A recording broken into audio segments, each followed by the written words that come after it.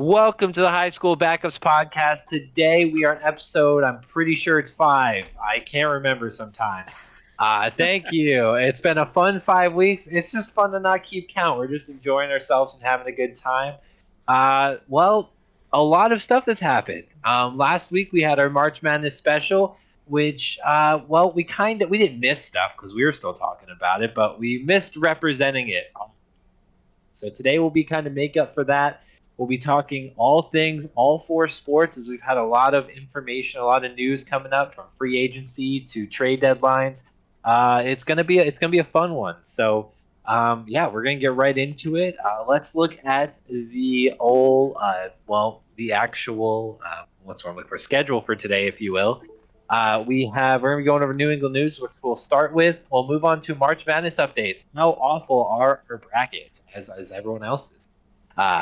Thank you, St. Peter's, for doing that. NHL Trade Deadline. That'll be talked about a bit. Definitely some important stuff. As well as we'll be talking about the MLB and getting going. And then we'll be talking lastly about what in the NFL has recently. And that'll be how we end it off. So getting right into it with the New England news. Most importantly, for New England, we'll kind of go through all 4 real quick. Celtics absolutely killing it. 2.5 games as of today, March 22nd, out of first place. I've never felt more tickled to be a Celtics fan, let me tell you. It's been a good time. Miami lost last night to the Sixers, so Celtics are tied for second seed. They're right on the edge, man. They've just been Bruins have been pretty good, not as good as a few weeks ago, but still pretty good. We'll talk about their to trade deadline stuff in just a little bit. We'll talk about that, and then we'll also talk a little bit about the Boston signing. Most importantly, Trevor's story, a little bit, and then for the Patriots, a big bucket of a small chicken bucket is about what we're getting, as we do most off season. So we'll talk a little bit about that as well as all the other free agency news. So let's get right into it. March Madness updates. Before we get on to March Madness, I just had one quick thing for New England. Okay, news. Kyle. Okay. In the NCAA Division I men's hockey tournament, there are 5 schools representing New England participating. We got Quinnipiac, we got Northeastern, UMass Amherst, UMass Lowell, and Harvard, all representing New England. So tournament starts this Thursday at 12 o'clock. So make sure you tune in and watch some good old college hockey. I was hoping to say Plymouth State. I wish. That would have been funny. Anyone else have any other news they know of that we'll be talking about? Anything related to any other sports? Just one quick. I think it was Mel Kiper projected Jamison Williams to fall to the Patriots in the draft. So we're all going to be happy about the Patriots drafting a wide receiver in the first round. That would be fantastic. And we've kind of been talking about it. Draft's up in about a month, so I think there's a pretty good chance we do some sort of live stream for the draft, a little live reaction. We'll see about details for that, see if we can make it happen. But I think there's a good chance. So at the very least, we'll be doing a podcast.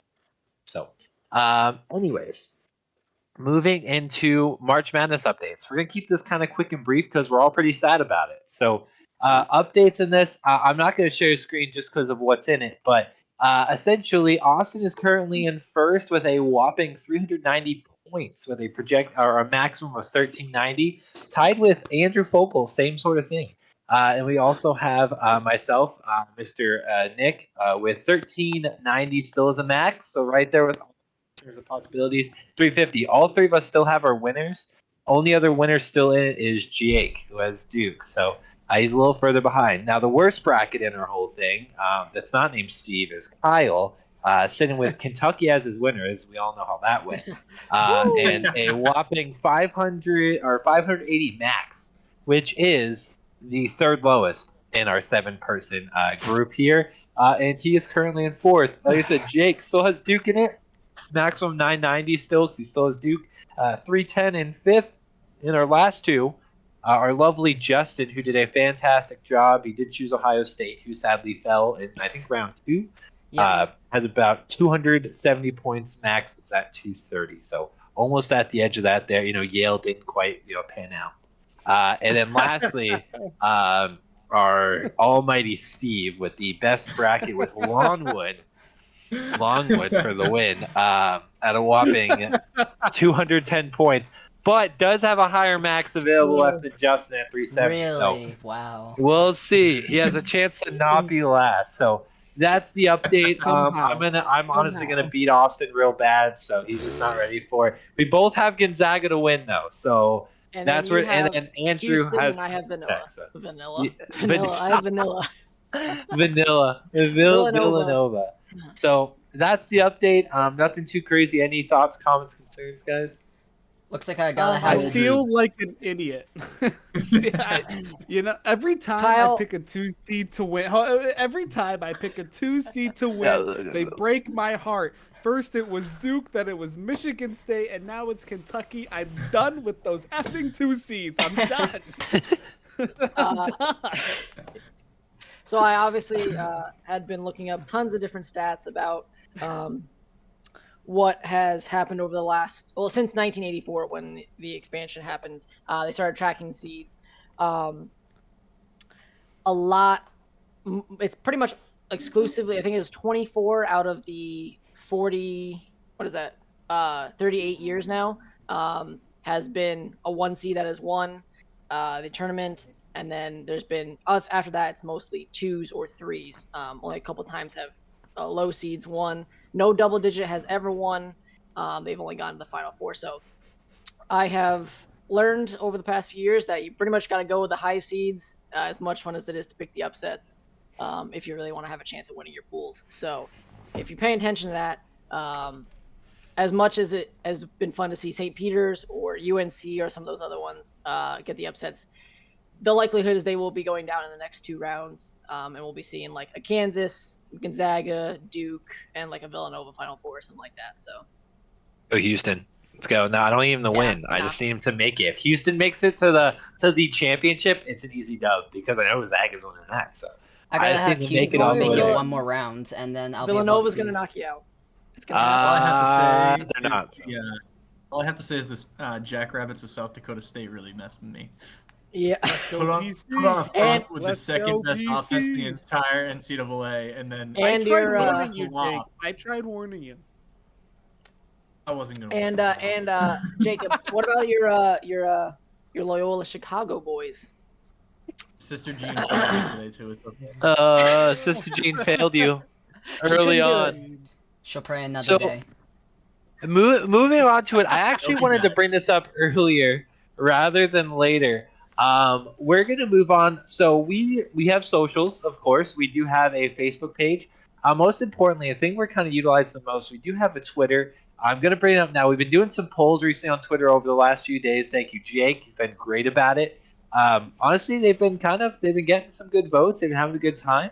And it's not all us. Not all of us have Twitter. So we're gonna share that now and take a look at how some of these polls have been doing. We're also going to talk a little bit about each of them while we're on that subject. So we'll do non-football ones. We'll switch to football. We'll actually do the football ones after.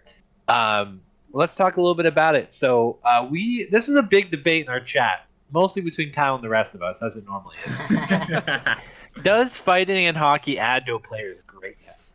Now, although the wording is quite vague, I think Jake has a good explanation. So the wording isn't vague.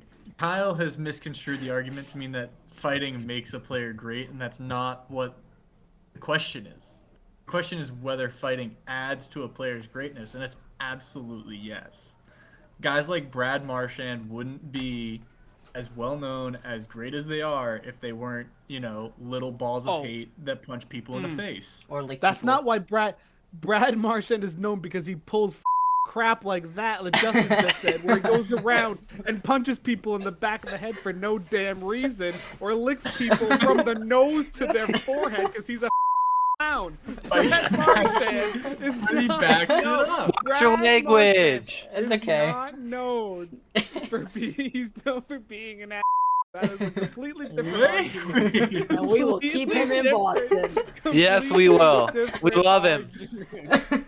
Sorry, Justin. That just got me so heated. No, man. it's okay. But Kyle, you kept arguing like we were saying fighting makes a player great, and that's not Okay. what the argument is. No, so The argument is fighting adds to legacy. So I understand what you're saying. I just don't agree. I just don't think it does.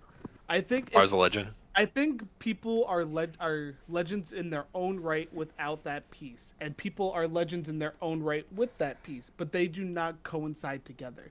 Their legacy is their legacy without the fighting aspect. I don't think the fighting aspect has any increase or decrease on their legacy from the sport. Now that's just, I know a lot of people obviously disagree with me because that was a whopping 8 out of 10. Yeah. That was you and Riley, I think, that answered him no. Oh, that's true. Riley. His girlfriend answered it too. So what we're really saying is That that was- it's Colin Riley and then everyone else. That was on her own free will, by the way. Yes, it I was. had absolutely no say in that. But I understand what point you're making. I just don't personally agree with it. So my thing about it is, so fighting in hockey, I see it as a team thing, even though it's a one-on-one thing. Whereas if you win a fight in hockey, your team is amped and they're about to play better. Plus, there are people that we know that are literally based on the fact that they only know how to fight. There's an entire movie about it. Don't get me started on Goon. Stop it right now. I stop it. Do not get me started. I can see fighting definitely impacting the game itself because of, like, you would have the fans just smashing on the plexiglass afterwards, getting them hyped from it. I wouldn't say it's a whole vibe. Adds to a greatness, though. I wouldn't It say it does. targets one person, but it'd be more of the team as a whole. Yeah, okay, I agree with, like, I think it could impact the team's legacy. For example, the Broad Street Bullies from the 70s for the Philadelphia Flyers. Their team as a whole was known for fighting people, and that was their legacy. But individual players themselves did not add their legacy because they fought on the team. So, like, I see what Justin said. That's a great point that he What made. about Milan Lucic? That dude would go to broke for his team, but his whole legacy, especially in Boston, is the fact that he would literally take on a whole other team just to make sure his team was hyped. Like, that was the whole point. So I have are you counting fighting as just strictly fighting, punches being thrown, no other physical aspect? Is that all because if it's body checking and other types of physicality that goes into it, then I completely agree with what you're saying. But if it's just strictly fighting, then, No, we're talking fighting. I'm talking penalty minutes. That's what I'm really talking. Here, Kyle, how about this? I am someone who I appreciate the sport of hockey, but Pacifist. I could give about it, okay? Like, I could care, like, I don't care Couldn't about care it. less. Okay, exactly. If you guys are watching it, I'll have fun watching. I think it's a fun sport to watch. But as a person who doesn't watch it on their own, I can see your point and I can see their point. And I think, like Brad Marchand, for example, right? Like, I know him because I kind of, if I'm following hockey, I follow Boston, and so like I think he's. I don't know if he's like a great defenseman. I don't know how good he actually is, but I know he's like supposed to be decent, like as a defenseman. Well, he's a defenseman, forward right? first Oh, start. Okay, No, well, he's a he's a forward. forward. So that's how much I know about hockey, right? Either way, he's supposed to be a fighter and all that kind of stuff. Like, when I hear about the things, when I see stuff on like, you know, like media pages like Spit and Chicklets and stuff like that, when they have like hockey moments and things like that, what I like seeing is, you know, one, the physical side of it, but also then when they're getting into an actual brawl. So I'll say that the legend of people, which I think is part of your greatness, right? It's the legend that you're going to leave behind when you leave the sport, is if you're a really great player and then you also will completely, you know, check a guy, and then if you would get into a fight and just own him, I think that would add to the legendary status of you when that's later on shown by people. So I think like a great player like Crosby would be known for his great play. But if he was an all-out fighter as well and would just dominate people in a straight-up brawl, then I think it would just only add to that. Maybe not while he's playing the sport, but afterwards when people look back on his career. You know what I mean? Like people like So- me. I think it's very hard for someone to be both a fighter and a skilled player. Not many people can do it. And you guys brought up Milan Lucic. I think he was more known for his physicality Chara? than his fight. Same with Chara. Chara's skill. Zdeno Chara's not a fighter. No, Chara's Knocks skill him out, though. is very different than Lucic in their own way. But I don't. Their ability to fight is not what made them great Bruins. It was their ability to lay a big body check, their ability to be Brad Marchand and agitate people when they needed to. That was their legacy for the Bruins when they won the Stanley Cup 11 years ago now. Oh my god. So, wow, that is long ago. We don't even talk about it. We don't even talk about it. So, Kyle, explain this to me then.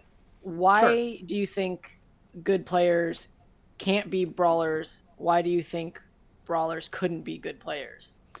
It's very hard for them to do both because when you come up into when you're mastering the sport, you either have to make the decision of mastering the skill aspect of it or mastering the fighting aspect.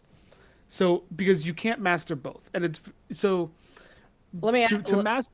Go ahead. Sure. No, go ahead. What were you gonna say? Well, what I'm saying is, if like, let's say, in football they had it right, or any other sport you had, brawls and stuff like that, and you were, a fighter like in hockey.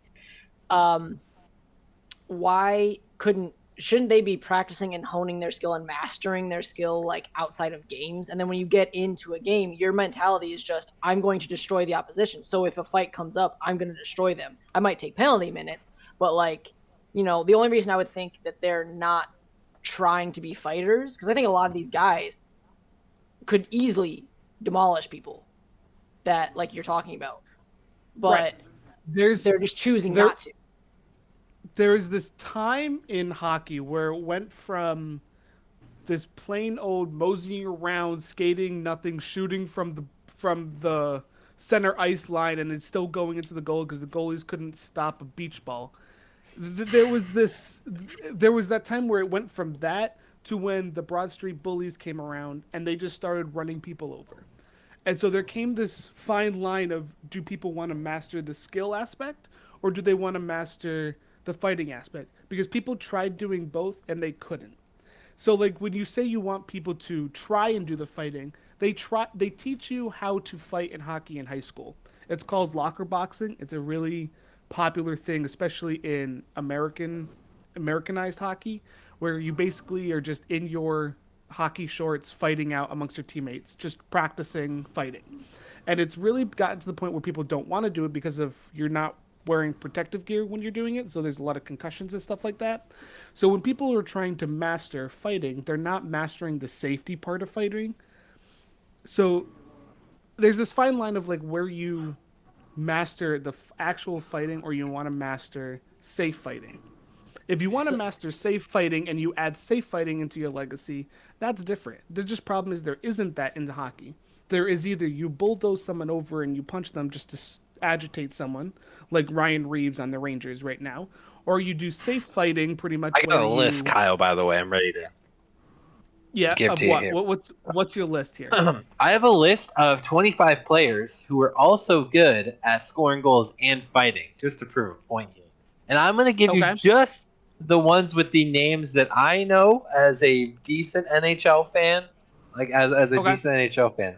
Okay, so Dale Hunter. That's a big one right off the rip. I'll give you Keith Tkachuk.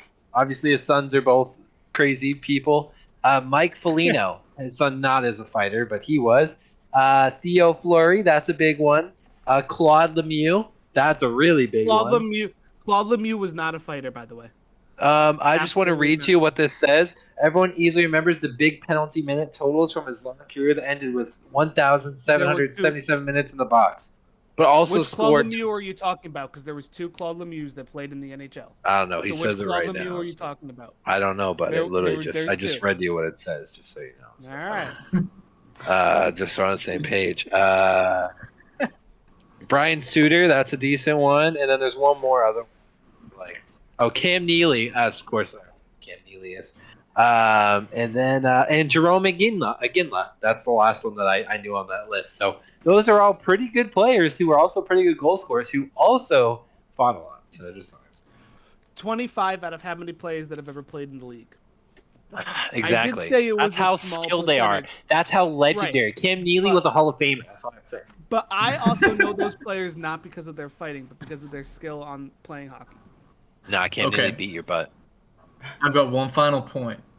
All I've got to say is that when I'm playing the NHL video game, the only thing I'm looking to do is click the Y button and fight somebody. Game on him. Okay, fair enough. Fair enough. Okay. That's what it is. I Okay. will say, I just hope that fighting never actually leaves hockey, because then it would just not be as fun for the casual fan. Do, It wouldn't be my opinion. do you have hockey. to correct myself? It's the triangle button on the PS5. Oh, but- true. Fair enough. Yo, Big Baller has PS5, just like me. So, moving on to the other non-football thing here, and then we'll move on to the actual subjects today. We're looking at MVP for the NBA this year. Yeah. To be honest, a lot of us are Boston fans. Such people voted for this are Boston fans, so it's definitely a little biased. Jason Tatum will not be MVP, although he is making a decent case for it. It will, in all likelihood, be Joel Embiid, and therefore it makes sense why he got the most votes outside of this. Jokic is a close second right now. Giannis is only up there because it's Giannis. Same thing like LeBron. So I do think the poll's pretty close. So. Okay. Go ahead, Jake. So yeah, the poll's skewed. Second, I was talking to one of my other law students today who actually grew up playing basketball, and he was looking into some of the advanced statistics and he was talking to me about it. I obviously fall on the side of Jason Tatum, especially with the second half of the year, just going from 16 and 19 to second in the East, probably, or at least possibly could be in first by the end of the year. But he was talking to me about Nikola Jokic and his advanced stats, where the rest of his team apparently has just played like absolute garbage, and somehow the Nuggets are still good because Jokic is probably, if not the best player in the league, a top 3 player in the league, and continuously just puts up points. I mean, the man is 7 feet tall, can shoot, can pass, can rebound. The only thing he can't do is run fast. Nothing he does is absolutely flashy, so he doesn't really get a lot of the highlight plays, but when it comes to an MVP vote, my friend was telling me that it absolutely should be Jokic. Yeah. That's fair. He definitely has really good stats. A lot of these guys do. I mean, Giannis is putting up phenomenal stats. He's an insane player. And he's quietly having a really good season, even for him. I don't think he'll end up getting, but there's a push for Giannis to get it again, as he's right now the leading candidate for Defensive Player of the Year, which with the way he's putting on offense too, and the way the team is playing, and they haven't had all 3 of their big starters on the floor for that much this year, between him, Holiday, and Chris Middleton. Chris Middleton, thank you. Obviously, there's LeBron. He's not going to win it just because the Lakers are god awful. I stood by it when they made the trade. I have no idea why they ever thought Russell Westbrook was the right decision. You should have never touched that. If anything, they should have made a play for Bradley Beal or Damian Lillard or something like that. That would have been good for him. I still think they're good enough if Anthony Davis was just he's not a bum. He's a bum. Yeah, he's a bum. That's the He best really word is. for him. Anthony Davis is a bum. Dude won't And play the LeBron 5, hasn't and it's a- just like, ugh. LeBron hasn't averaged 30 points a game in a year and forever, and right now he's on pace to finish with 30 points per game. It's nuts. Yeah, And the dude's the dude- literally 38, 35. 35. No, I heard 35, more than that. No, he's No. 37. 30, is he 30? No, he's not. That's He insane. can Yeah, he's play another 37. few years, Are so you that's sure? for sure. Are you I'm sure? pretty he's sure. 37? Yeah, I thought he was 38, He yeah. came in at But 18, 37 he's makes sense. 37.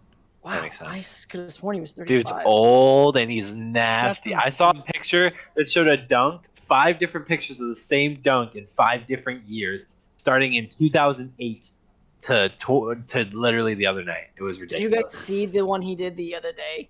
On who are they playing? They were playing the Cavs. He dunked over. Yeah, I think it was. Oh, no, on Kevin Kevin Love. Love. Yeah. Or no, that's right. It was Kevin So Love. good. Of course it was that Kevin Love. Dirty. That You was cost me dirty. 2 championships! Did you see his tweet after? No, Or, JR the cost meme him one. tweet? Yeah. Did you see like the meme tweet that he did though? It was like, No. am I still invited to your wedding? The answer is probably yes. I'm not sure if he actually did that or not, but I saw that on like an ESPN No, he did. meme. That's He- funny. he No, he actually did, sent it. and he probably did. is. So funny. Kevin Love completely gave it up, by the way. He didn't even sit there and get posted. But No.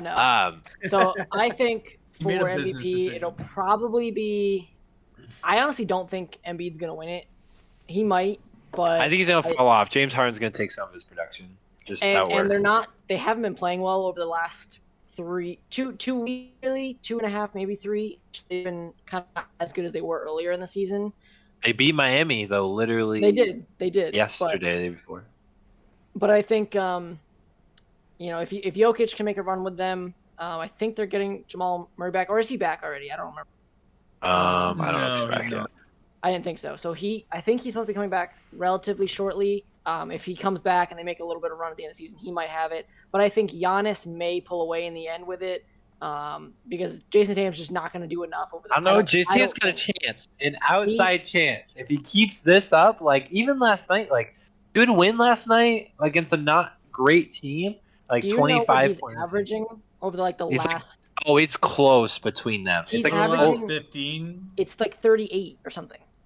he's averaging about 33 over the last 15, I think. Okay, 15. I know over the it's- season though, it's like 26. Like it's Yeah, right around where it's those other around guys 27, are. I think, So. almost. So if he finishes out at the pace he's going, he'll probably get to third, and I think that's where they'll finish. Unless if the Celtics reach first, he's got a shot. I think. Oh, If he real gets to good first, shot. He's got a real good shot because that means Embiid, Giannis, both of them were kicked out by him and the Celtics, and I mean none of the other MVP candidates will be in first. So nobody's catching anybody in the West. They're not catching the Suns. So and Tatum is the only one who has a chance to bring him to first. So I think if he does that, yeah, he might have a shot at it.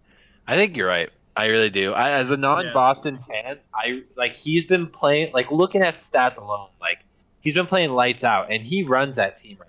Like not even in like a LeBron James way. Like you can just tell that he is the presence on the court that everyone's gonna pass the ball to, and he'll pass it back.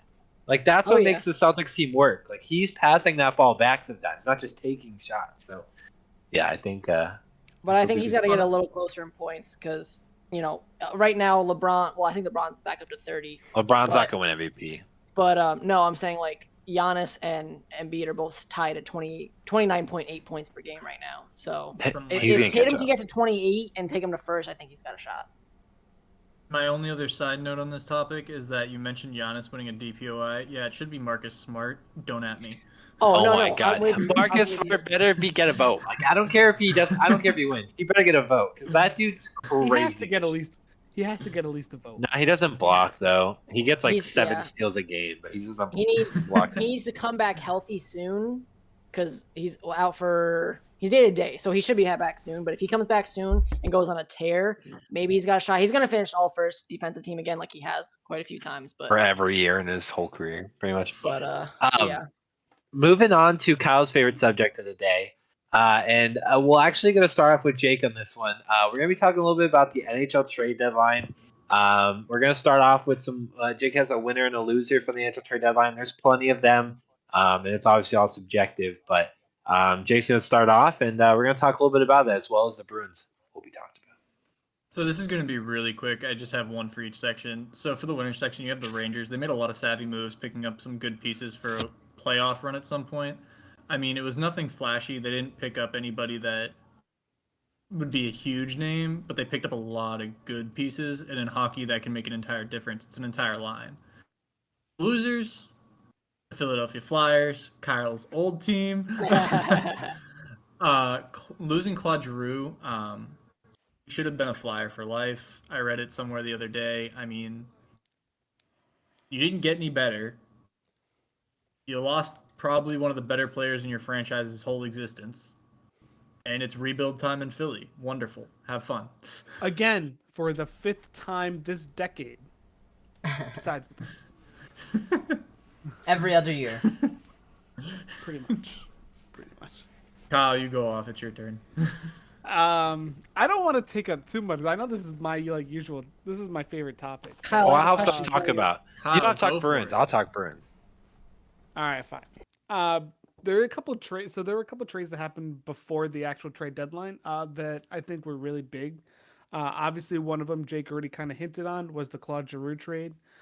Philly sending their longtime captain to the Florida Panthers for dog. Um, don't know what the hell they were doing, but that happened. Bruins, I think, made a great trade. Did not love the contract extension that they gave him, but the Bruins picked up Hampus Lindholm, who is probably a top 30, 25, top 30, top 25 defenseman in the league. I think they gave him a little too much with that contract extension, but the trade, regardless, is going to be helpful for them. That will at least hopefully give them a first round win in the playoffs. If they continue at their current pace right now to even make the playoffs, which they should. Their division's not that great, so they should at least make the playoffs. Toronto Maple Leafs didn't trade for a goalie, so they are one of my biggest losers of this trade deadline because the Toronto Maple Laughs are a joke. They instead traded for a defenseman in Mark Giordano, who is older than dinosaurs. So I don't expect him to really be beneficial for this team. But the biggest trade I think that happened in the morning of the trade deadline, Chicago Blackhawks traded away Marc-Andre Fleury to the Minnesota Wild, who they traded for in the summer for a 7th round draft pick, and they flipped him for a conditional 1st round draft pick. So they are conditional gold. second. It's a conditional second that could become a first, is what the real. I thought it was 2. I thought it was 2 picks. No, that was a false thing. It ended up just being one of them. Still crazy, but though. Yeah. Considering that he won the Vezina Trophy last year as the best goalie in the league, and then was promptly traded for a 7th round draft pick. Asinine, absolute asinine. To a place that he hates. And Vegas is another one of my losers. They traded away a player to a team he didn't want to go to, which is kind of a rumor at the moment. It's not really 100% confirmed. But that the Vegas Golden Knights traded Evgeny Dadonov to the Anaheim Ducks, which was one of his teams that he had on his no trade clause. So the NHL is looking into that right now to see how that got finalized. Vegas is a mess right now. But Jake kind of hinted on that one of the Rangers trades, where they traded for Andrew Kopp, who is a top 9 forward right now. He's pretty good. He's a great defensive forward. Not as good as Bergeron, unfortunately. I think he could easily play top 6 if we need. I think he's playing third line, truthfully. I think he's playing third line. Yeah, no, I agree. I think he's third line, but I think he could play second line if we needed him to. I think they gave up a little too much for him. It ends up being 2 second-round picks and a 5th-round pick and one of our top prospects. So I think we gave up just a little too much for him, but other than that, I do like the trade that they made right now. Yeah, the Bruins, as well as the Hampus Lindholm trade, which I thought was fantastic. The Bruins decided to play the old, let's drop garbage and get something worth something. And they did it with two trades. Essentially, the Bruins traded away what would turn into roughly, 4 picks, an old defenseman, and 2 prospects for a top 4 defenseman and a bottom 4 defenseman. So I can't complain about that at all, especially because Vakenheinen tried to come into the game multiple times and just got run over by these guys that were 6 inches taller than him. So I'm honestly perfectly happy with the Bruins trades, although I would have loved to splash on offense as well. Didn't have that much more to give up. Pretty much gave up to a 1st and 2nd round bust, and then old defenseman, and then some picks that weren't really working out recently anyways, in order to really shore up the future. So realistically, I know Kelsey doesn't like the Hampus Lindholm trade. I don't know. I look at it. I like the trade. I don't like the signing. I don't like the signing contract. The 8 years are roughly $6.25 million or something like that. About that. I really like that because you shore up a second defenseman right next to McAvoy for a not crazy contract. And Hampus Lindholm has been on a not great Ducks team for quite a while. Who knows how good he can be with a really good defenseman next to him for the next 8 years because Charlie McAvoy isn't going anywhere. So I honestly really like it. $6 million for a top 2 defenseman is not full. So at the end of the day, I've seen people pay $4 million for a second line defenseman. So $6 million for a top second defenseman isn't bad. and The Josh issue Brown I is- have with it, the issue I have with the extension is that he's 28 right now, and they gave him 8 years. And playing until you're 36 as a defenseman is harder than playing. till Zdeno you're Chara 36 played to as a 43. forward. Check, sign it. Get out of here.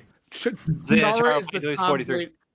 Chara is the Tom Brady of hockey. I just want that to be known. Okay, first of he's all, not going- chill. Is that saying he's going to be No. coming back? He Don't is put the at best the Brett disrespect on Favre. Tom of Brady. Brett Favre. Okay. All right, Keeps I'll give coming you back. that. I'll give you that. I'll give you him the Brett Favre. Favre, and honestly, that's All right, a I'll fair give you Brett Favre. comparison. He did not win I 6 agree. championships. Jeez, Seven. crow, chill. Seven. Seven. Sorry, 6 meaningful That's ones. fair. My bad. 7. Ooh. So, anyways, and moving on. So, anyone else have any more comments on the Nhl Trade Deadline? It was quite exciting. A lot of teams got better. I'm really scared of the Panthers. I actually hope the Bruins do get the 3rd seed because Toronto did nothing. So I really do think that the Bruins will outpace them and then get into 3rd seed. So they play the Lightning. It is also possible that they should. get past the Lightning because the Lightning haven't Toronto been playing has great been recently. struggling. Yeah, Toronto so has been struggling mightily. So the it's very Bruins are possible. currently tied in points with Toronto, and they are only like 4 points behind the Lightning. So with how hot they've been playing, they could very easily get in the 2nd seed. They won't get in the 1st. Panthers are too good. And if they do get in the And they just 2nd, I got think better. it's yeah. And so I very much think that the Bruins will get 2nd seed, could get 2nd seed, but I think they'll beat the Lightning. Now I wouldn't mind playing the Canes either, but that's still an issue. Anyways.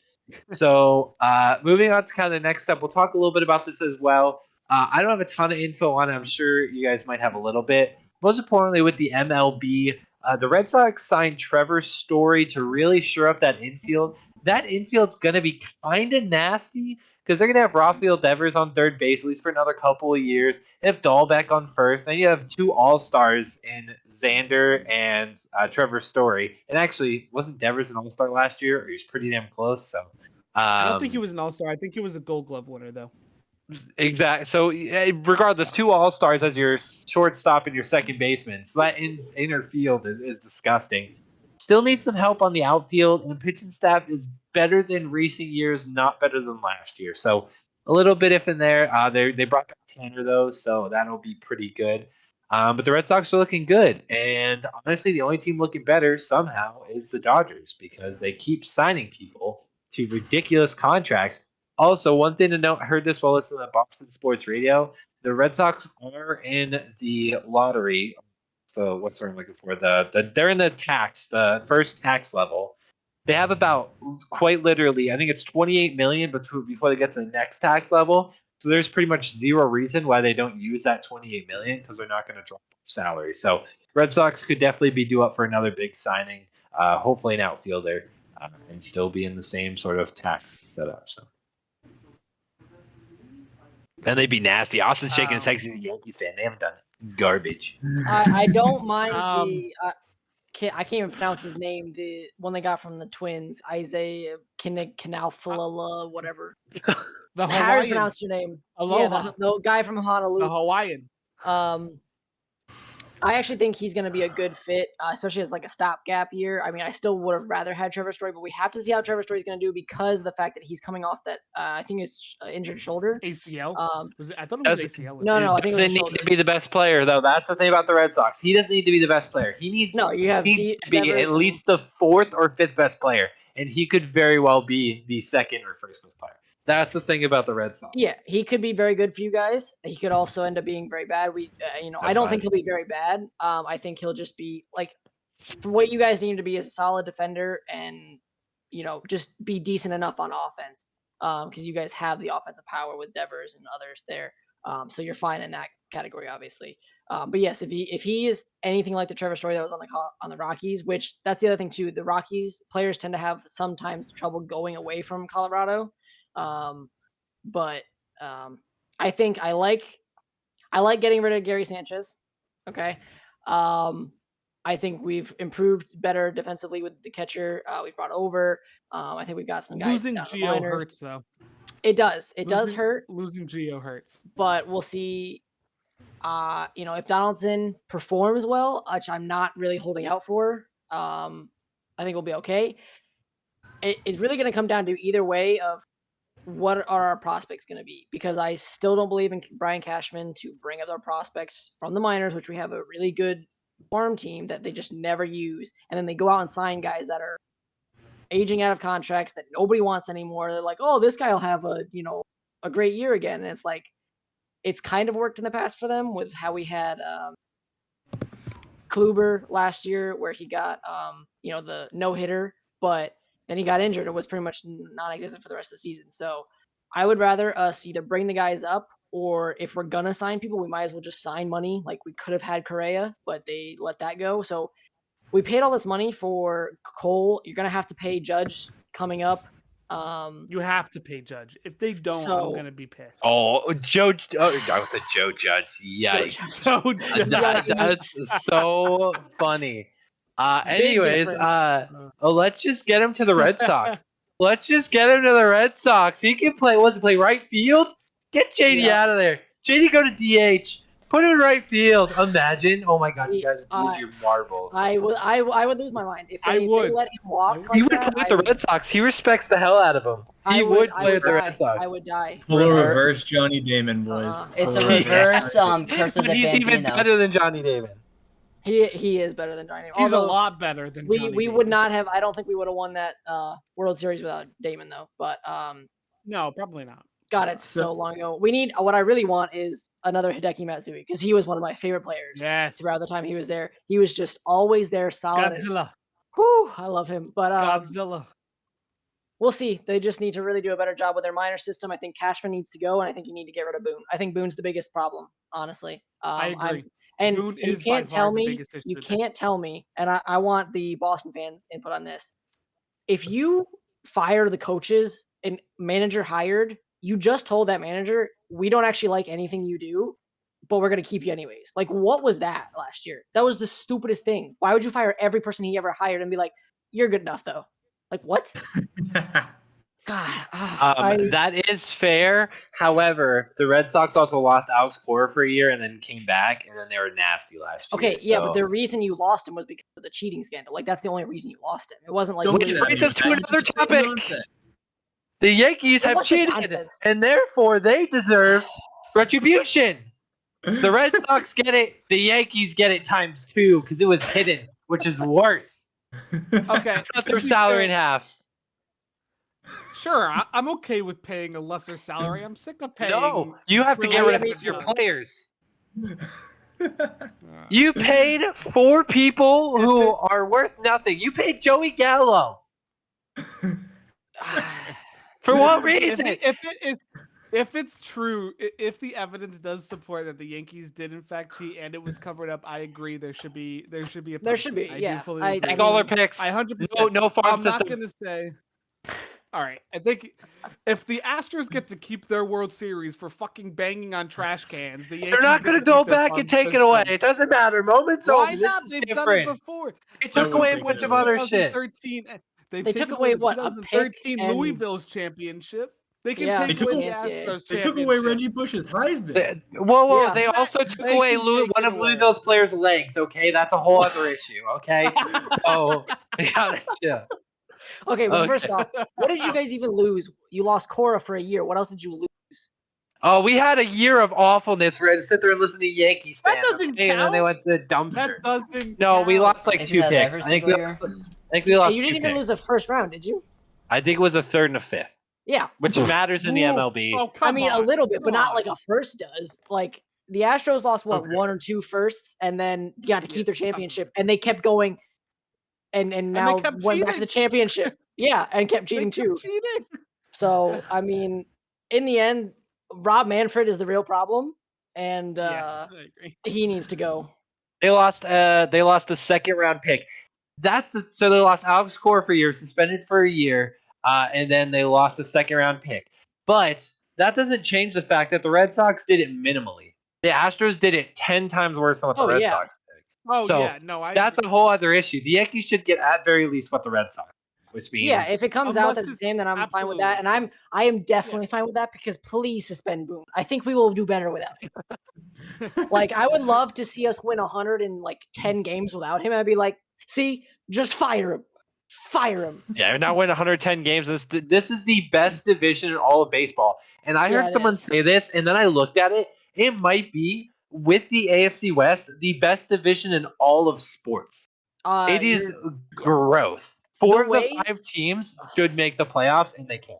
Like, it's going to be awful. Yeah, the way not Toronto, Tampa Bay just cranks out people from the minor leagues that mean nothing to everybody else, and they become stars. I feel bad for Baltimore. Baltimore's going to go 0-64 or something in the division, so they're not going to win a single game. It's so bad. When I was going through and doing research on like who won the offseason for the MLB and going into the lockout trade deadline, or not trade deadlines, but like different things, the Blue Jays, the Red Sox, and Tampa Bay all had A grades from what I was looking at. Yeah. So it's just like, Yankees. okay. I think they had a B grade. It wasn't great. It wasn't awful. How? How do you get a B grade? Again, way. Red Sox are not I'm done. just telling you, Red Sox are not done. Just so we're on the same page. The Red Sox still have. Orioles- Whoever F gave us a menu? B, what are Is being generous. Do they even pay attention to baseball if they They're give us a B grade? They're probably Yankees. B fans, does guys. start baseball. So you want to? Okay, I am a huge Yankees fan, and I usually follow along. I don't even know what really happened other than the Twins trade. That's how much I have not cared to pay attention because as soon as I saw we were bringing Boone back before the lockout, I just I'm done. I don't want to watch this year. It's terrible. The Orioles did get an F in that, by the way. of course they did nothing. The Orioles are already in the hardest division. The Red Sox were an easy 4th spot in that division, maybe win 80 games. After they got Trevor Story, now it's like, okay, you can have 4 teams with 90 wins. I don't What know else if did you guys do? Not Trevor Story? a lot. A lot of re-signings. Like keep a That's lot what of I guys thought. around. The team's very similar to last year. We did lose 2 pitchers, but they were subpar pitchers. Big hit though. Chris Sale is out for a couple months again, so that's not great. That's but not surprising. um, So who other than Sale good. is going to be your ace? Who do you guys actually have? Because I I think it's Nathan that Eovaldi? Tanner kid. Eovaldi is the ace. Eovaldi, by the way, as a huge Red Sox fan, came out of nowhere 3 years ago, pitched his life out in the World Series, Yep. awful in 2019, and then was disgusting last And year. 20, Like for the last 2 years or whatever, 2020 he was like disgusting. And then, Well, like didn't he win one of the awards like 2 years ago or something? Gross. 2020, like, I think for he the won record, something. Nathan Eovaldi was also a New York Yankee. Yes, once he upon a was. time. Yeah. Well, that I think we sucks for you traded him. guys. Did we trade him to them? Because I knew that I liked him when he was on. Or did he leave? I think we traded him. No, we wouldn't have traded didn't, them. because he was in between. He played for the Rays before he played for the Red Sox, and there was a gap year. He last played for the Yankees in 2016, and then played for the Rays in 2018. So there was a little bit of a gap. It looks like the Rays traded him to Boston, though. That's right. That's what Okay. it looked like. So it's actually not that bad. So Chris Sale's technically the ace, which he'll come back in a few months. Nathan Eovaldi, and then you got Nick Pivetta, excuse me, who was actually decent last year. I looked it up. He was actually decent. And then we have Tanner Hewitt. He was disgusting in minor leagues. Came up last year, had a pretty decent. And then the 5th guy is Connor Siebold. I don't know. Yeah, and then still have some decent. Actually, for once, have a decent bullpen, especially starting with Matt Barnes and Ryan Brazier. But nonetheless, this is what they wanted. I will still say I'm mad that we didn't pick up Carlos Rodon. I really wanted him from the White Sox, but whatever. I think our pitching should still be really good, especially if Cole returns to.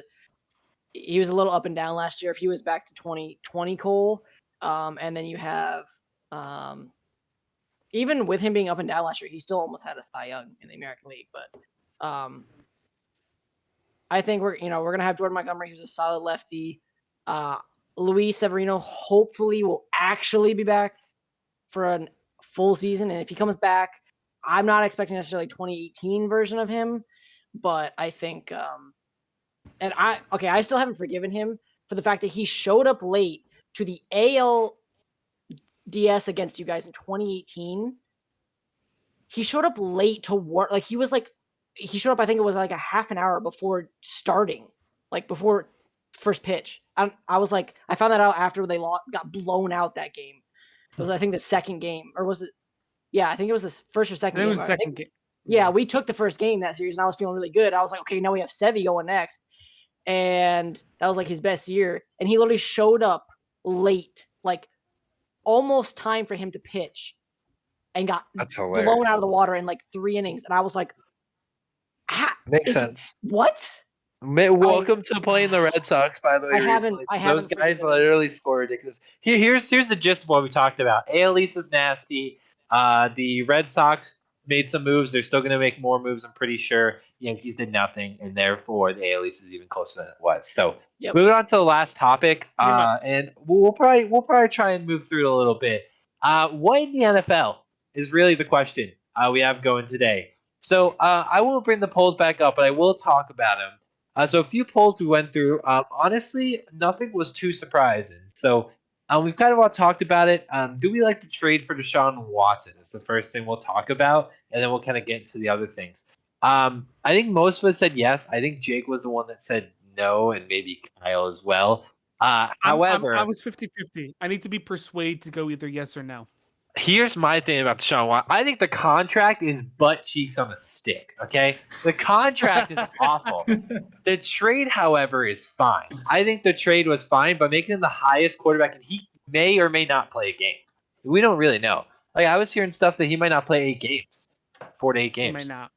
So I don't get that part. Trading for him, yeah, because it's so civil suits against him. We won't get to that stuff, but the fact that he is only going to play at most 12 games this season, we'll assume, and the fact that they made him the highest paid quarterback when he could be awful. Like, he could be Deshaun Kaiser. Like, he could really just be awful. So here's the thing about the contract, is that this year is only $1 million guaranteed, and it's only $1 million total. All the money he's making at the $240 million is guaranteed, but this year alone, it's only $1 million. So for the next 5 years, they owe him $239 million. Getting into why I hate the trade, leaving all the other stuff aside, even though that just makes it worse, is, coming up with, like, when it comes to football and it comes to team sports, you're preached about loyalty and being there for your team and doing everything that it takes to win and playing through injuries and everything under the sun, right? The Browns haven't had a good quarterback since 2000 when they came back. They've had 22 different starting quarterbacks in 20 years. They finally get a good one who puts his entire body on the line, and the minute he gets hurt one time and doesn't play as well, even though he led you to your first playoff win in 20 years last year, you're just going to take up Deshaun Watson and try to ship the other guy out of town? No, you got to show some loyalty to Baker there. When you were, like, as players, we're preached loyalty, and for once I want to see some teams do it. And that's my biggest problem with this trade, is that Baker put his entire body on the line. He's putting everything on the line every time he steps out on the field. And yeah, he wears his heart on his sleeve. Is he a little immature sometimes? Yeah, absolutely. Baker's not perfect. But show some goddamn loyalty. I'll say, I think as a general manager and, as Cleveland, I know one Cleveland fan here that's a good friend of mine. He is ecstatic. Obviously, the fans are going to be so happy that they have Deshaun Watson, and they couldn't wait to get rid of him. Even before they thought they were getting Deshaun Watson, they just wanted Baker gone. They didn't care for him. I understand how fickle they can be and how, they should have had a little bit more respect for the fact that he did literally the year before get you your first playoff win in 20 years. Yeah, they weren't saying that when he won a playoff game against Pittsburgh 2 years ago. No, they weren't. But I will say, especially in this NFL, players have I won't say none, but a lot of players have absolutely no loyalty to their franchise, especially quarterbacks. So it was, it's nice to see that Baker is that kind of guy. But I think if you're Cleveland, you do have to maximize on the team you've built. I do not think Baker will get a team to the Super Bowl. Maybe he'll surprise me, but I just don't think he'll ever do it. No, he'll never get him there.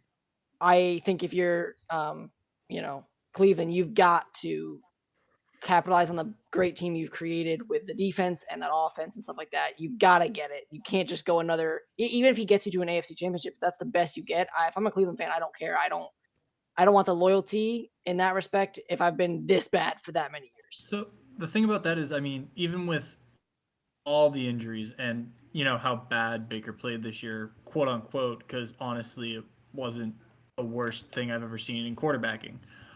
He got them to the brink of the playoffs. Yeah, their team is good. Their team is their running game is top tier. Their defense is pretty good. But their best receiver was Jarvis Landry. Sorry, that's not going to take you that far. Your team actually isn't that good.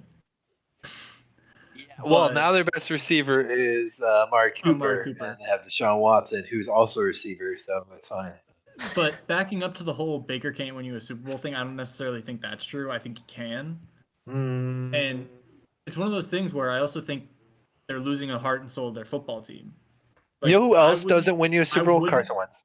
Something. That's true. I would not be surprised if the Cleveland Browns missed the playoffs. If Deshaun Watson plays this year and plays enough games, I don't think they miss the playoffs. But I mean, it is the AFC, so it's gonna be tough. So I think it depends, how many games he misses. Because if he misses enough games, then yeah, they're definitely missing it. But I think either way, we all agree Deshaun Watson's an upgrade over Baker. Deshaun Watson wins you 4 games a year by himself. Yeah. If he plays, he's only an upgrade, obviously, if he plays. And right now, that's so up in the air. We can't really confirm that he is an upgrade over Baker. If we could 100% confirm Deshaun was playing Week 1 without any legal ramifications that may or may not come down from the NFL or the U.S. justice system, then we're obviously not going to go into full detail on that. But if we can't 100% confirm he will start, why do you even take that risk? I don't know what the logical. Well, you've got him for another 4 They paid him. years, so, Yeah, or they 5 paid him years. long term for a reason. No, I know. Okay, but again, with the legal aspects of it, He's still so young. Like, he's only, what, 27? Like, yeah, he yeah, has a worse winning percentage than Mitch Trubisky. Who cares? he played on the Texans. That's Mitch not Trubisky saying played much. on the Bears. The Bears are are better than the much better than Texans. the Texans. Are you serious? The What Texans defense came carries in. in there? Dude, J.J. Watt was the only notable Texans player besides Deshaun Watson ever. And then they've been around 25 years. DeAndre DeAndre Hopkins. Hopkins? Andre No, Johnson. DeAndre Hopkins is a Cardinal at Johnson? heart. Andre Johnson? No, What? no way. No way you're saying that. No. Andre Johnson. Oh, okay. Andre Johnson. Fair enough. I think it's something else. My bad. Yeah, I heard DeAndre Johnson, and I was like, Yeah, or No, something like that. Andre I thought you were talking about the running back. No, Who's Duke current. Johnson. David absolutely Johnson? No. Anyways, one good- Andre Johnson, he had fair, but one Andre good Johnson year. also fought a man, so we have other issues there. So he fought a man straight up on the field, squared up. It was interesting. It was Cortland Finnegan. But one of the most fun players I've ever watched, and I honestly wish he was on my team. Not just because he's good, just he was fun to watch. So I can agree with that. But seriously, like, they have what, four players? They had one of the best college prospects in history, Jadeveon Clowney, and pretty much threw away his career. So Jadeveon Clowney he's pretty much Ryan Fitzpatrick of the defensive line, going to a different team every year. So, anyways, so essentially the poll, we actually had quite a lot of votes. It's the most votes we've had on a poll, 56 to be exact. 66% of people saying yes, 19.6% saying no, and 14% saying not sure. So I'm sure Kyle's one of the not sure's. I'm sure there's a lot of people in the same boat. They just don't know. I personally, I know a few of us said yes, and a few said no. It's very interesting. A few of the other polls we did, we actually did 2, one on the AFC West, one on the AFC North. I know we do have a plan towards August-ish area where we're just going to do a full-on NFL prediction, which I'm very excited for because me and Kyle do it every year ourselves. So, and we see who's right at the end. We've been doing it for years. So we're going to do a whole show about that. That'll be a good time. So first off, AFC North, surprisingly, and maybe this is honeymoon factor, 45% of 20 votes, so a decent amount of votes, did say the Browns would win. Next amount was 30% for the Bengals, 15% for the Ravens, 10% for the Steelers. I don't want to get too much into it. I do think that was a little bit of honeymoon phase, but I do, however, I picked the Ravens personally. I mean, you could have seen it. I chose the Ravens. I don't think the Steelers have a chance. I do think the Bengals are going to drop down a little bit. Like, they barely made the playoffs. I think it's going to be rough for them. I think the Browns have it. Anyone have any thoughts? I'm really liking the moves the Bengals are making, though. Sure, it that looks offensive good. line, huge. Also, sorry, go ahead, Kyle. I'll bring this up after. I was just gonna say, I do think the Bengals probably have the best chance to win that division as of now. Later on in the year, if we do confirm Deshaun Watson is starting Week 1, then we could probably say the Browns have a decent chance. I don't think Mitch Trubisky is going to take the Steelers anywhere. And Lamar in the Ravens right now is so up in the air. Like, I want to say I have faith in them, but unless I can see that they're 100% healthy, like they weren't this year, then I can't really say I have faith in them. So like, I'm leaning towards the Bengals winning that division right now. But so much can I change don't know. between now and August. Like, Well, hold on, I Nick. made the pick for the Ravens before Zadarius Smith unsigned. Hold on, Nick. Quick quotes for some breaking news. Former Saints Tyrod? offensive tackle Yeah, I was about Ron to say it, yeah. Armstead signs with the Dolphins. I was don't think about to say that. I don't think it moves the needle, but that's huge for the Dolphins. It's huge for the Dolphins. I think the two will be more comfortable because he was kind of running for his life. I mean, I picked them in fantasy last year. Thank God I had other people. But it was I had Sam Darnold for the first 4 weeks, best decision ever until it wasn't. He was so good. He was And so then good for sucked. 4 weeks. Our other poll that we had on the screen was the AFC West. This one is a very interesting one, and to be honest, it was pretty close. The highest one, and this surprised me, highest percentage was 33% of 15 votes were the Raiders, which was a little surprising to myself. We then had a tie at 26.7% for the Broncos and Chiefs. I personally chose the Chiefs because I do think Patrick Mahomes will still win the division. However, I wouldn't be surprised if Russell Wilson did. And then even 13.3% for the Chargers. So people still thinking the Chargers could win. I do think they could win. They still have a top 5 wide receiver tandem in the league. They still have a top young quarterback prospect. So to be honest, I think that's pretty close. And Austin Eckler. Austin Eckler. To that poll too, we put it out before they signed JC and traded for Khalil Mack. Yep. Yes, which made their So, defense disgusting. It's now Khalil Mack and Nick Bosa. I can't wait. I already Joe, watch the right? Chargers. I Which keep one's on Justin Herbert every year, but I'm excited to watch him. Live here while we're recording, I would like to get some apologies from Austin, Jake, and Nick, who all castrated me for saying Devontae Somebody clip Adams it. Somebody was clip it. If going I can see to the proof, be- I'll apologize. So wherever he goes, he's going with Devontae. Like Devontae's going with him wherever he goes. So he's taking No, Devontae Devontae's there. going to Vegas. No, No, he's Devontae's not. No, he's No. not. No, he's not. Derek. There is proof. I actually sent Justin the time frame of when it happened in our very first episode. I haven't searched said for it Devontae yet, but I bet it's Adams. there. It is there because I rewatched the whole episode on my way home from work today to prove that this happened. You work I 5 minutes said- away. Not today. I didn't. Okay, fair enough. But where I said Devontae Adams would be a Las Vegas Raider by the end of offseason, all 3 of them said I was a fool and an idiot, and look who is laughing now. Okay. Because the Packers are a bunch of fools. Yeah, because Yeah, the they Packers are a bunch of fools. Yeah, what Jake said. I can't wait to see All this I'll clip. My say is- predictions are not as stupid as you 3 like to think. They mostly are, Hey, just whoa, to run whoa, some whoa. Blind squirrel finds a nut every once in a while. There you go. There's your nut for the season. But anyway, the only reason that happened is because the AFC West just went bananas with free agent signings, and they were like, "Well, we got to do something." They're like, "Devontae, let's just see if we can get him." And yet the somehow Patriots the have done Packers were like, nothing. "Yeah, I know." I'm still set on the fact Patriots are going to reunite OBJ and Jarvis Landry in New England, and it's going to be the best thing to happen ever. It's going to be so much I'm fun. not holding So out excited. hope just because Bill just doesn't seem to care about offense. Whoa, chill. He did last year. He signed 2 tight ends and 3 receivers. To be fair, I didn't really care for the Jonnu signing. I never really thought we should have traded. Nah, Jonnu's still signed good. him. Best He's blocker not. I'm in the not saying league. he's not good, but I'm saying he signed him because he wanted a good blocking tight end, not as And he much got because it. he wanted a good. He did, but I'm saying we way overpaid for that. Yeah, but now without a fullback, he can play the H-back role, which will allow him to catch passes out of the backfield and line up at tight end. And Yeah, he's going to be super utility. Because Hunter Henry he's gonna earn it. he is the tight end. Like, he's the number 1. It's not even close. And everyone knows that now. And so John just is like, saying, if okay, he I'll do doesn't- whatever I need. If he doesn't get me a star receiver in the next before this season starts, I'm gonna lose my mind. Yeah, I don't think the Patriots are making the playoffs. As a diehard Patriots fan, I think they'll miss it by a game. I think they'll go 10-7, and every playoff team will have 11 wins. And I think literally 4 of the AFC West If We'll we have- get Landry and Odell, OBJ, I'm saying then we're no. going 17-0. Wrap it up. Super Bowl. Let's go. That's over. OBJ Jarvis. Oh, damn, bro. I would. Why people hate- pants. This is Oh, why and then people he needs hate to- us Patriots fans. Yeah, and then he needs to bring back Come on Weed now. Boy. OBJ, Josh Gordon, right? No, Kendrick Bourne. Don't do Kendrick Bourne like that. He deserves number 3, man.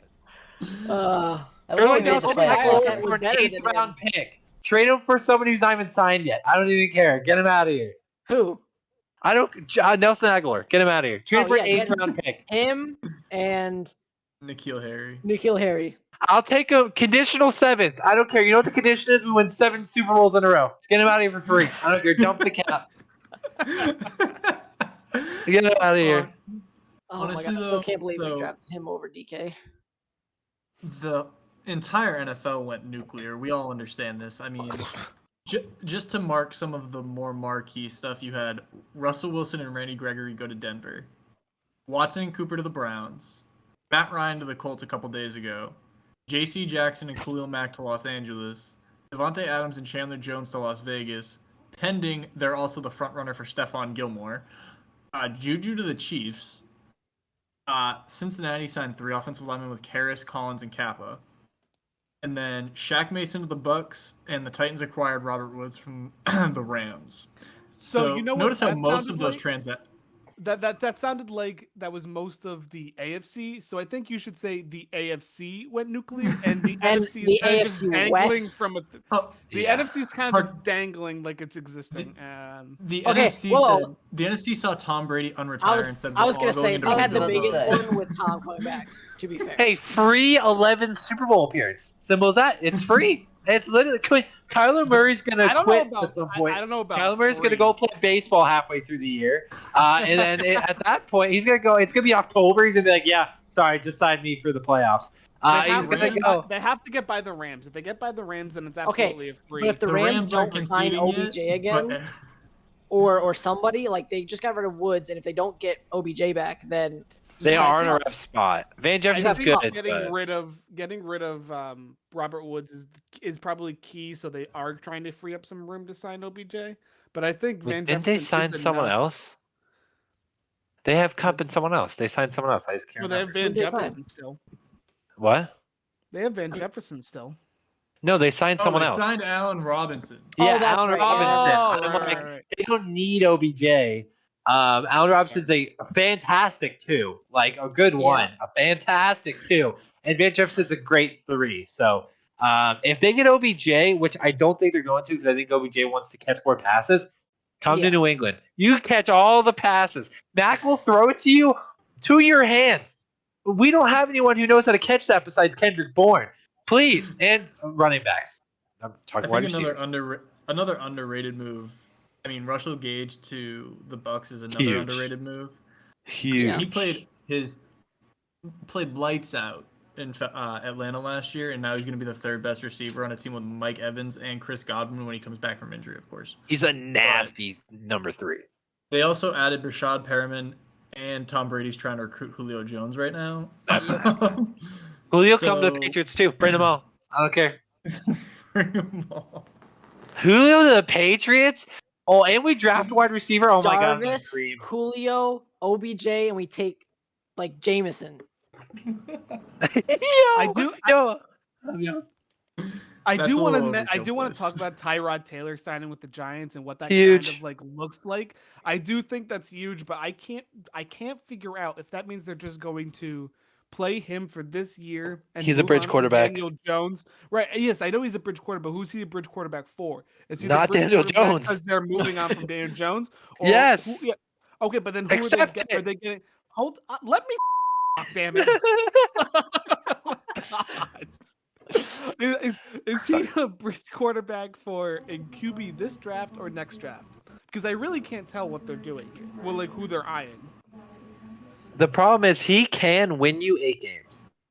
Tyrod, yeah, Tyrod's- absolutely. No, I know. He was great last year until he got punctured by a doctor. Yeah, no, That was Or 2 years ago. That was 2 years ago. And they played on the Houston. He was also in Houston. Can we He just was say really good in everywhere? Houston. I will say, Kyle, if they draft a quarterback and he starts over him, you have a good chance he's going to be a really good quarterback because every place he goes, he gets hurt and he Yes. launches a Yes. Pro Bowl I- career. So, I mean, Davis Mills will probably be a very good starter for a while, just because Tyrod Taylor was ahead of him. I like Davis Mills. We all know that I we've had do. conversations about this. I I think he's good. I do. I really think he's good. But I'm just saying Brandon Cooks he's is even gonna better cook. because Tyrod Taylor started over him. Well, Start. yeah. That's why I'm saying he's going to Yeah, be that's good. facts. Josh Allen, Justin Herbert, Like, the dude's a walking bridge quarterback. Yeah, but I'm saying like there are bridge quarterbacks, but like he's just the unluckiest quarterback because he's not even that bad. He just he goes there and a doctor's like, hey, we have Herbert puncture your lung, so you can't start. And They start the number 6 I'm overall still pick, who's so supposedly mad. not ready for the NFL, and sets I'm NFL still record. so mad. I drafted him that fantasy year, and Tyrod Taylor was supposed to play, so I dropped him.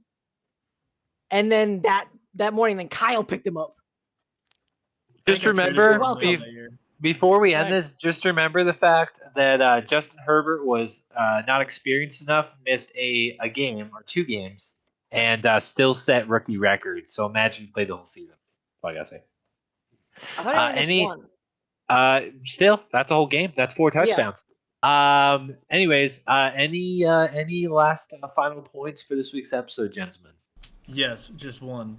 This is the only time I can remember that an entire conference is not lacking at quarterback, or at least not looking for a quarterback. I said it in the chat the other day, but the entire AFC, at least for the next year or two, is set at QB because Zach Wilson, Trevor Lawrence, trying to figure out what they're going to get. But if you Those two will be fine. If you run down the list of quarterbacks, the worst are Mitch Trubisky in Pittsburgh, Tua in Miami, like Zach Wilson and T-Law, but again, you just don't know what you have yet. It's insane. I still think And Ryan Tannehill, for that matter. I still think but Davis Mills Tannehill's is a coming. question mark too. Oh yeah, that was. We that don't was know my the you don't Colts. know- Yeah, we don't know the was gonna Colts. say. Yeah, we Yeah. do. They have Matt Ryan. The Matt Ryan. Oh, you're right. That just happened. I'm Yeah, sorry. I that's forgot true. about that. I Oh forgot yeah, about dude. Davis I just Mills looked at the dropping. list, man. So the worst quarterbacks are most unproven are Davis Mills, Trevor Lawrence.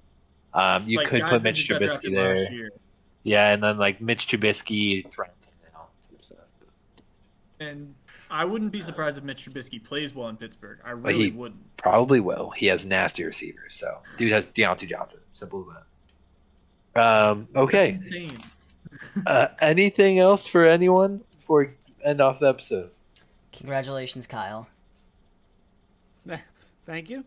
Yeah. Congrats, Kyle, on the worst bracket known to man. I was saying it for predicting the Raider thing. Oh yeah, I'll well get- like I'll I get said, one like thing Austin said, blind squirrels find nuts once in a while. I'll get one thing right every 365 days, and that will be perfect for me. I'll accept that. I'll Except take one leap thing years. right every 3. Except It's 366 days, so that. Exactly. Awesome. Well, we want to thank everyone for listening to the podcast today. It was a fun one. We definitely talked quite a bit about all 4 subjects, all 4 main sports today. We'll get soccer in there eventually, or sorry, football in there eventually. But it was a good episode this week. We should have the full cast next week and ready to go. Hope everyone enjoyed. Yeah, definitely feel free to check out the Twitter. We'll be posting polls somewhat frequently. You know, when stuff comes up that's worth it, Jake loves the polls, and we also love answering them. We also tweet pretty daily and then some over on the Twitter. We also start an Instagram. All of it is either HS backups or high school backups. As for that, we also have a Facebook page if you want to check that out. Otherwise, we'll be here next week, and thank you guys for listening. and subscribe. Like and subscribe and Yeah. comment, and just feel free to go on any of the tweets and share your opinion, no matter how good or bad it is. Have a good one.